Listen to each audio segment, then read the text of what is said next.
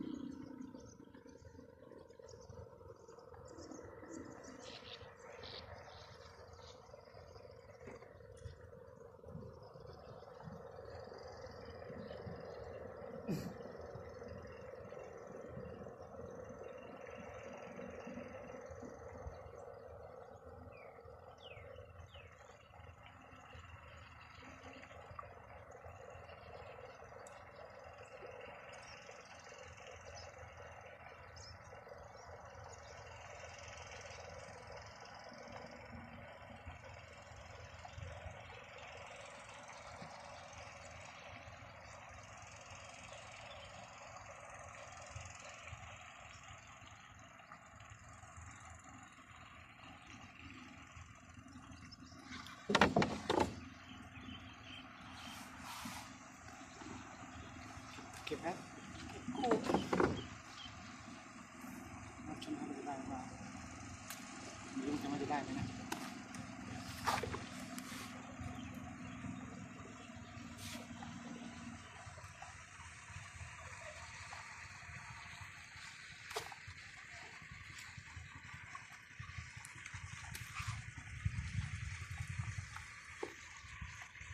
ไปบอกเขาขึ้นเหนือแบบนี้จักไม่ได้เบิ่งเลยวงซื้ออะไรนี่2 รองปาก6 ตัวกระจกอีก2 ตัวถือบ่ถือก็บ่กำลังขึ้นเหนือซื้ออัดอยู่นี่ครับอ๋อซื้ออัดอยู่นี่ประโจกด้วยประโจกด้วยเต็มพอนกระตามาวันนี้ท่านป้าหนูอีก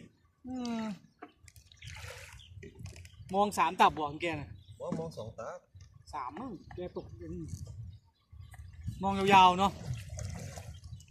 มองยาวๆมาทำถ้ากันล่างกันจะมีอะไรซื้อเอาอยู่จึงว่า2 รอง 3 รองก็ยำเอาเนาะลองละ4 ตัว 5 ตัวเลยปากปลาจุกลอง1 ได้ 2มองบวกคักไปอย่างไรมอง10 กับมอง 12ต่อกันมันไปเหมือนกัน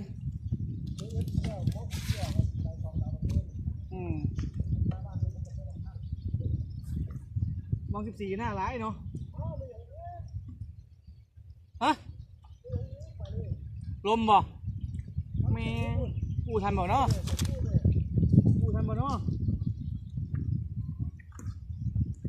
มายามนี้วะ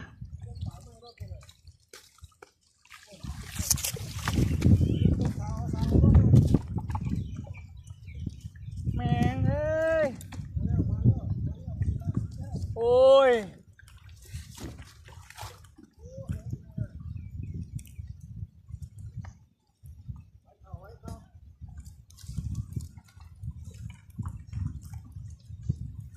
เฮ็ดเส้นอีกแล้ว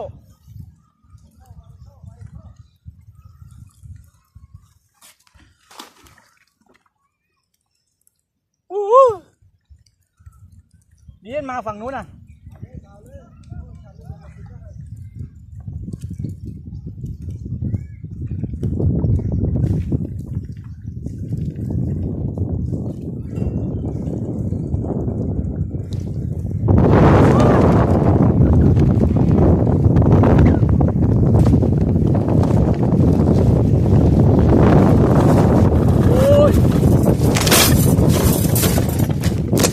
ลงอีก